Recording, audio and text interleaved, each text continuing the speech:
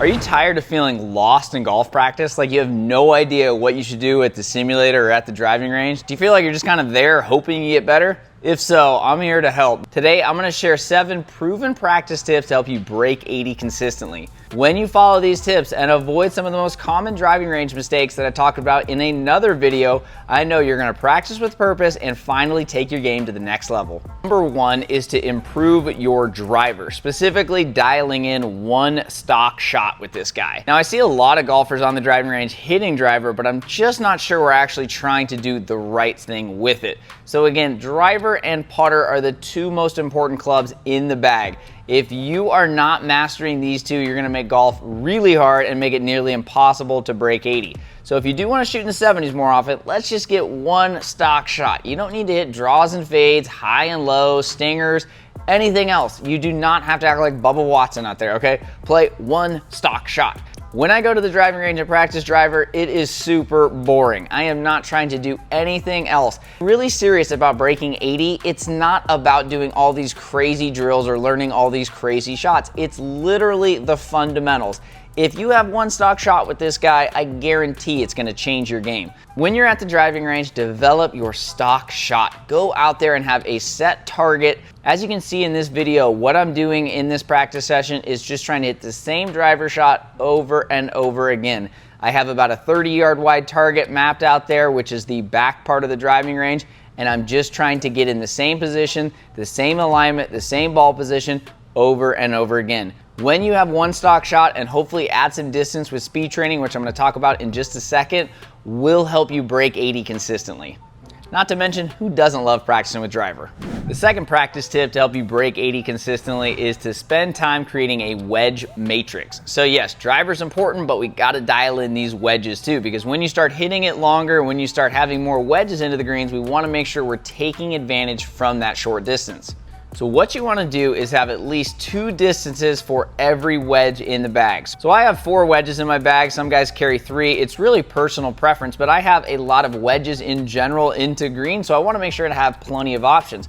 But I don't just want full swing wedges. In fact, you rarely want to hit a lot of full swing wedges. You want to hit more type of knockdown shots. So that's why I highly recommend during your practice sessions to create at least 2 distances for every wedge. So you want to have your full swing distance, but you also want to have a knockdown distance. And you don't have to do anything really crazy to hit knockdown shots. You just need to have a little bit more of narrow stance, choke up on the club. You're not going to take it back as far, and it's going to be more of an abbreviated follow through. Now, if you want to be wicked smart 2.0, then you want to have 3 distances for each wedges. Now you can do this 2 different ways. You can do the clock system, which a lot of people like to do, or you can do a body part system. So you say, hey, if I take it back to my rib cage, that's going to be my 2/3 distance. If I take it back to my shoulder, that's my 3/4 knockdown distance. And then I have my full swing distance. So as you can see here, I have a wedge matrix that I've made and I've learned through practice by using a launch monitor, and I'm tracking this over and over again. So that way when I get to the golf course and I have some of these partial wedges, or maybe I'm hitting uphill or hitting downhill or have some wind involved,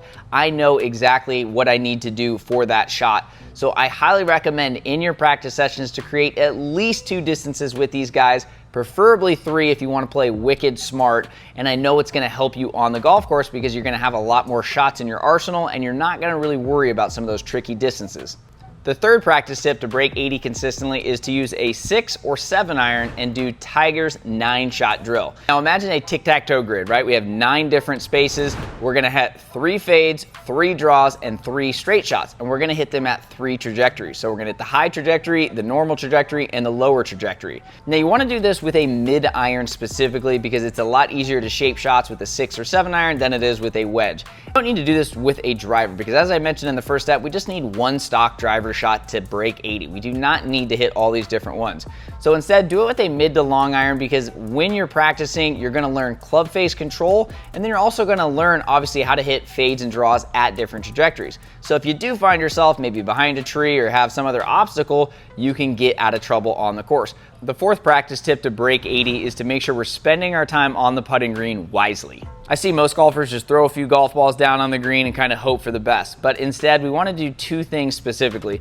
Number 1 is to dial in your fundamentals. If you watch the PGA Tour and you see what they're doing before the round, almost every single golfer uses a putting mirror. Why are these guys using a putting mirror so consistently? Because they're getting their eyes over the ball precisely how they want and getting them into a solid setup position. Sometimes our eyes are way over the ball, sometimes they're directly over, sometimes they're underneath, sometimes the ball position is off our front foot, sometimes it's in the middle. If you watch amateur golfers, their putting is very inconsistent, but usually it's just because you don't have a consistent setup. So when you're practicing either at home or at the putting green, use a putting mirror to get your eyes positioned correctly and get into a proper setup.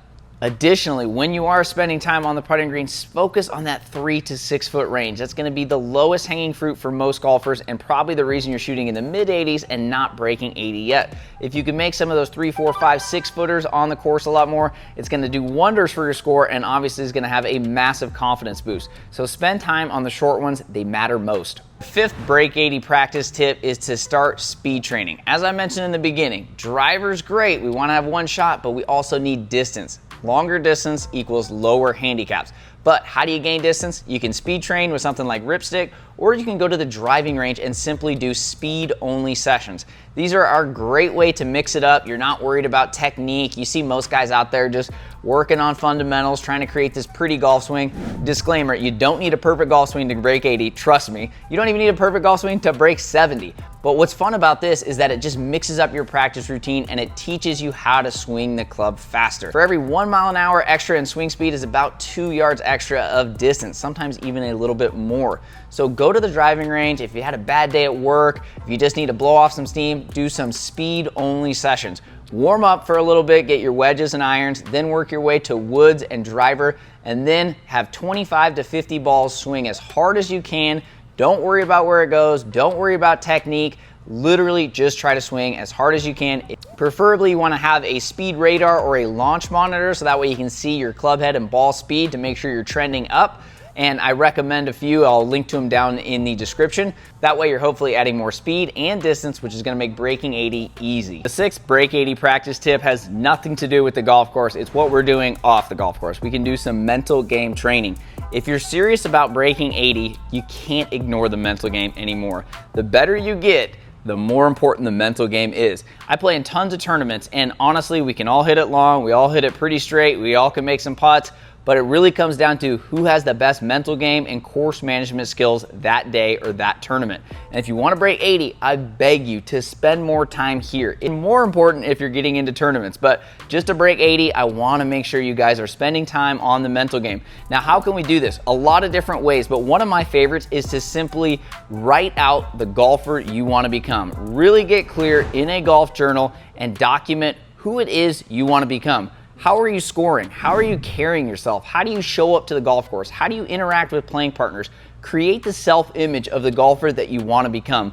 Most of us want to improve, and that's great, but as Jack Canfield said, vague goals equal vague results. I want you to get wildly clear in a golf journal on your self-image and on your goals. Write down exactly how you are. What do you do after a bad shot? What do you do after a good shot? What do you do after the round? What do you do before the round?